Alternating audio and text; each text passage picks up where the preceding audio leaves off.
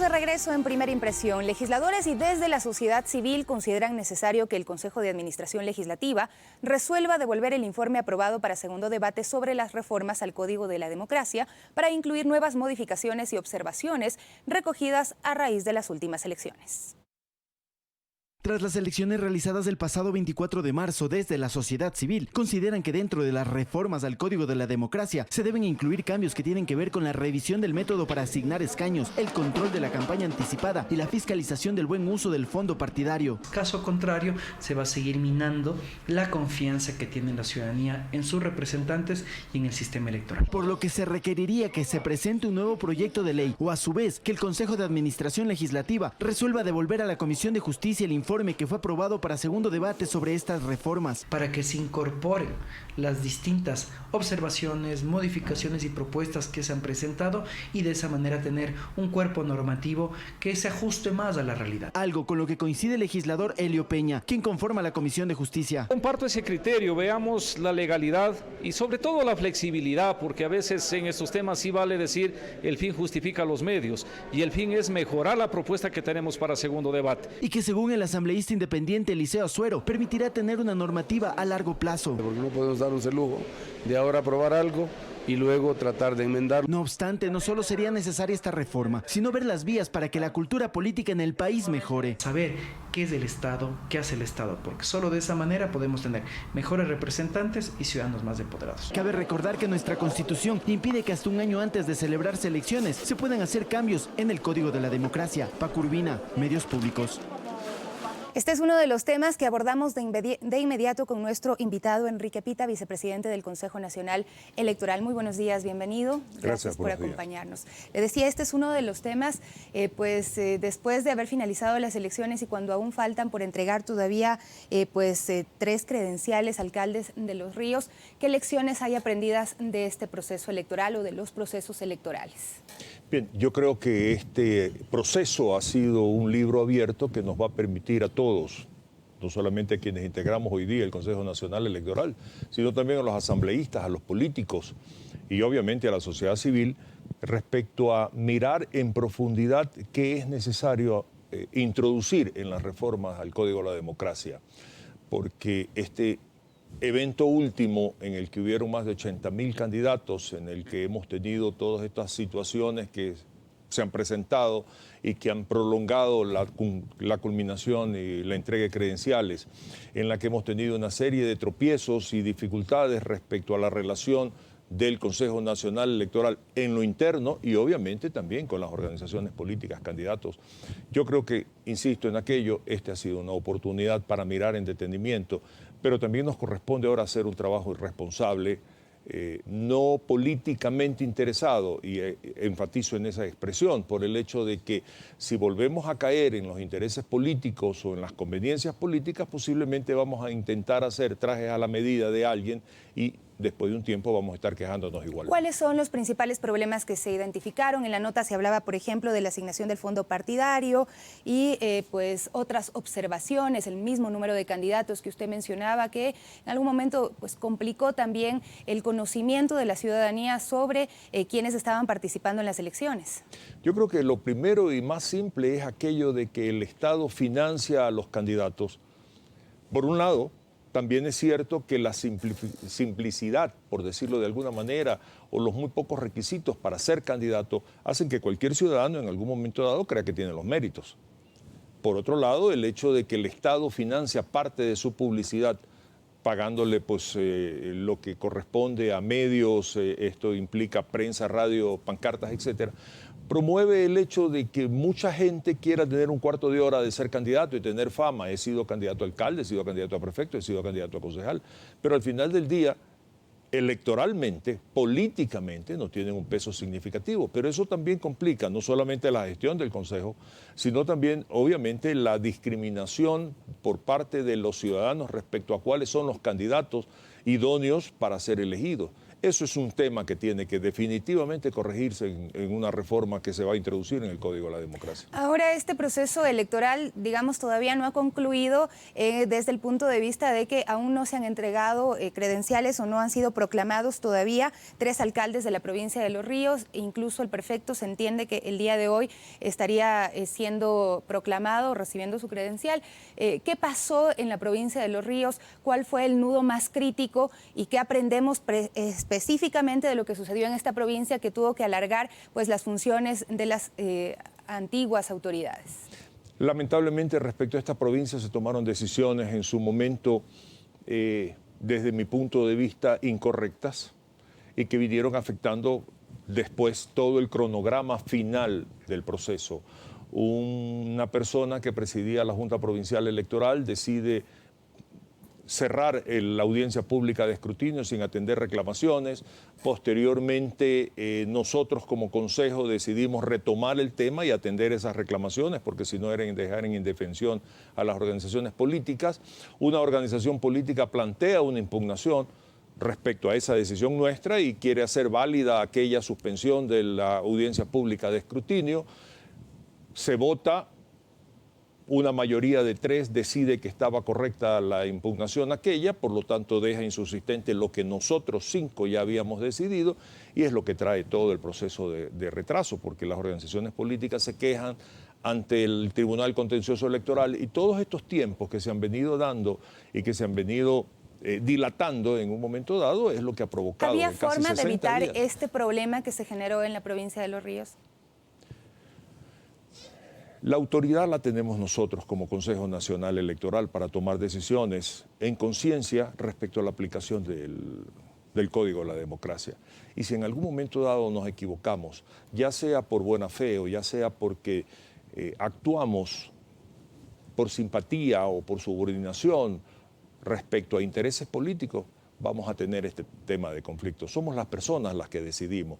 Por lo tanto, pudo haberse equivocado desde mi punto de vista si hubiéramos actuado un poco más apegado a la ley, un poco más apegado a la norma, un poco más apegado a lo que correspondía hacer. Yo he cuestionado esa decisión que es la que prorrogó toda esta situación. Pero eso ya no se puede introducir en un código de la democracia, porque al final del día somos las personas las que tomamos decisión, es nuestra conciencia la que rige nuestros actos. Pero hay quienes opinan de que hubo un abuso de los recursos, de apelaciones que pues proporciona la ley como garantías también para los candidatos. No estoy tan de acuerdo con aquello, porque la ley determina claramente los plazos para establecer las reclamaciones, las objeciones, las impugnaciones contra los resultados, contra las decisiones. Y esto no ha pasado nunca. Y es la misma ley que ha estado vigente en otros años. Pero el plazo máximo no era el 14 de mayo en el que tenían que posesionarse las autoridades.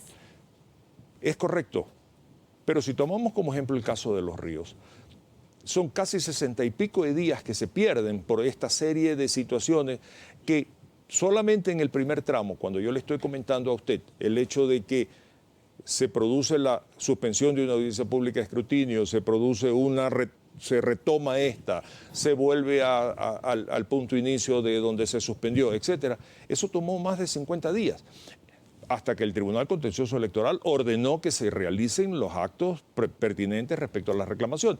Esos 50 días son los que estamos pagando nosotros como imagen y como ineficiencia en el Consejo Nacional Electoral. Pasó algo similar con el Consejo de Participación Ciudadana y Control Social, que también apenas el 6 de junio fueron acreditados y bueno, aún no han sido posesionados, ya esto le corresponde a la Asamblea Nacional. En el caso de la entrega de las acreditaciones, usted fue uno de los consejeros que no asistió a ese momento. ¿Por qué? Bien, primero, lo que pasó con los miembros del Consejo de Participación Ciudadana se debió fundamentalmente a que también estaban amarrados al resto de candidaturas, porque era un solo proceso eleccionario. Por lo tanto, el atraso no era específico de un alcalde, un prefecto o las otras dignidades de la provincia, sino también a esa elección que había sido en el mismo acto. Primera cosa. Segunda cosa. Sí, yo no asistí, definitivamente es verdad. Y se evidenció por el hecho de que estaba una silla vacía y estaba un membrete ahí colocado. Normalmente el protocolo establece el protocolo de la institución, que si un consejero no está en un evento de estos, pues retira la silla y retira el membrete. Pero la señora presidenta quería demostrar el hecho de que en este acto protocolario no estábamos 2 consejeros, el consejero Verde Soto y yo, y dejó que la silla se mantenga. ¿Pero fue una muestra que evidencia una protesta de su parte? allá voy. Eso como una demostración de que aquí hay dos consejeros que no se están sumando a este evento de entrega de credenciales. ¿Por qué yo? No puedo responder por el doctor Verde Soto. ¿Por qué yo, Enrique Pita, no estuve ahí? Sí, no estuve ahí deliberadamente, voluntariamente, porque no quería presentarme y estar ahí, entregar unas credenciales con tanto tiempo de atraso, convalidando un hecho que pudo haberse producido muchas semanas atrás y que por una decisión inapropiada, irregular desde mi punto de vista e incluso ilegal, y que también la califiqué en su oportunidad como subordinada a intereses políticos o simpatías políticas, provocó que todas estas cosas se den. Eso es lo que provocó que yo no esté en ese evento. Ahora, desde la Asamblea ya se han hecho algunos planteamientos de que pues se debería dar un juicio político a los consejeros del Consejo Nacional Electoral. ¿Usted cómo ve este llamado que han hecho ya algunos legisladores? Creo que están en su derecho, es su obligación velar porque exista una especie de, ¿cuál sería la expresión? Enjuiciamiento político respecto a nuestro quehacer. La verdad es que hemos dado que hablar. Como cuerpo colegiado estoy hablando, no porque yo haya sido el que tomó decisiones que en algún momento dado pudieron haber afectado la imagen institucional y obviamente provocan que se dé esta suerte de juicio político, pero primero, están en su derecho. Corresponde a la Asamblea Nacional juzgar que efectivamente nosotros hubiéramos cumplido con nuestras obligaciones políticas y legales, por supuesto, respecto a un proceso electoral. Cada uno de nosotros tendrá que responder de acuerdo a nuestras responsabilidades, nuestras decisiones, nuestro quehacer, lo que asumimos y lo dije, como responsabilidades, y enfrentarnos a un juicio político, explicarlo. Si en algún momento dado el Congreso, la Asamblea decide que nos vayamos a la casa, bueno, pues tendremos que irnos a la casa. Ellos son nuestros jueces, políticos por supuesto, y cada uno sabrá responder en su conciencia si actuó bien, si actuó de acuerdo al mandato que establece el Código de la Democracia. En lo personal, yo creo que he actuado correctamente. ¿Pero usted cree que se deben establecer responsabilidades particulares? ¿No se puede hacer un juicio político, digamos, a todo el cuerpo colegiado? Por supuesto que sí, porque cada uno de nosotros toma decisiones, somos personas independientes cada uno de estas. El cuerpo colegiado está integrado por 5 personas, 5 individuos, obviamente 2 mujeres, 3 varones, pero cada uno de nosotros ha tomado decisiones y es la mayoría la que en algún momento ha dado prima para que esas decisiones sean las que al final del día pues se ejecutarían y se cumplan, pero son nuestras propias decisiones las que tienen que ser juzgadas, no la del cuerpo colegiado. Yo no puedo responder por lo que hacen 3 o hacen 4.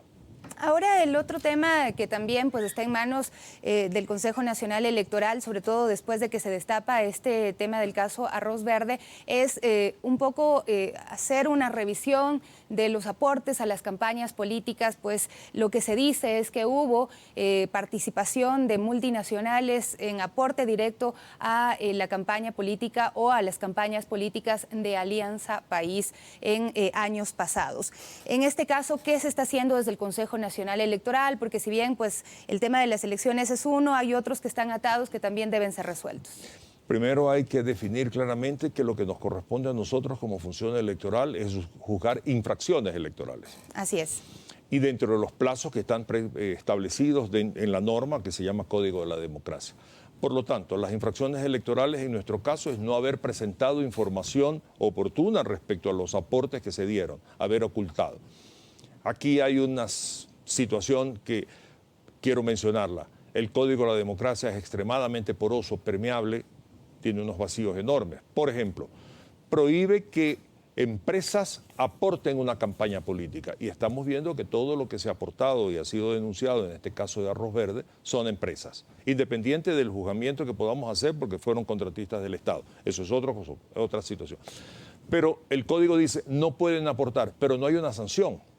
No es que dice, si la empresa tal aportó, tiene que pagar 10 veces lo que aportó de multa. No, no lo dice, es un vacío. Dice que solo personas naturales pueden hacerlo. Y hay una multa que entiendo que es 10 veces el valor en exceso que está aportando de lo que le permite la ley. Pero eso es una corrección. Vamos a lo medular. Nosotros tenemos que trabajar sobre la documentación que nos presentan.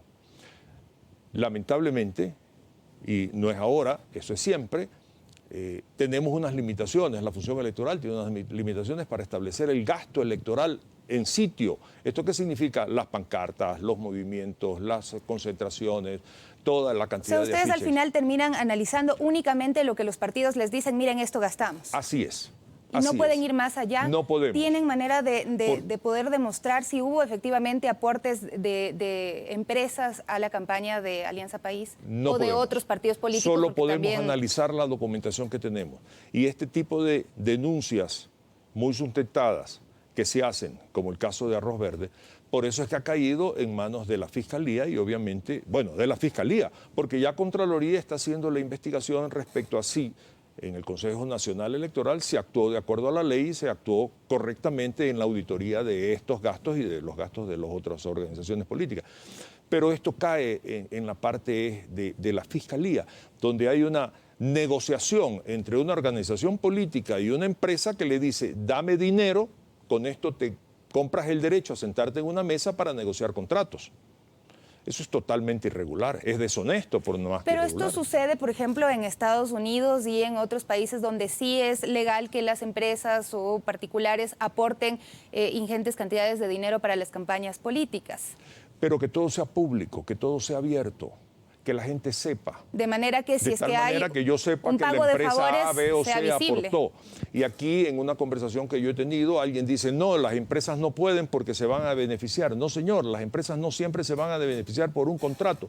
Las empresas pueden aportar por un candidato porque consideran que ese candidato le va a dar confianza respecto a sus decisiones, a su gestión, en términos de va a poder trabajar porque va a crear las condiciones de paz, de tranquilidad, de progreso, para que esa empresa pueda trabajar. Los empresarios no son pillos porque quieran en algún momento dado ser pillos ni dar el dinero para una campaña política. Pero lo poco ético sí resulta siendo después de que sean las empresas privilegiadas en recibir las obras que realiza el Estado. Pero tenemos que diferenciar el aporte de una empresa porque considera que ese gobierno puede crear las condiciones de prosperidad para desarrollar su actividad respecto a otra empresa que está aportando porque está esperando retribución del Estado. Eso se puede demostrar. Una empresa que aporta para una campaña política no puede contratar después con el Estado.